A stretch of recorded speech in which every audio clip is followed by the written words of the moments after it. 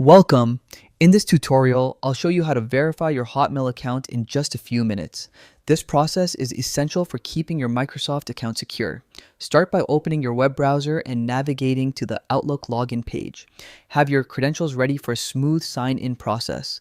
Click the Sign In button and enter your Hotmail credentials. Once logged in, you'll arrive at the Outlook homepage, your main dashboard for all email activities. Next, navigate to My Profile. Depending on your Outlook version, this may be at the top or side of the navigation bar. Clicking this opens your account details. Now, locate the security section on your profile page. Click it to manage protective measures for your account. In the security settings, find two-step verification. Enable this feature to add an extra layer of protection for your account. You'll be prompted to choose how you want to receive verification codes. For this guide, we'll choose to receive the code via email. Click the option to send a code to your registered email address, then check your inbox for it. Enter the verification code in the prompt on the website.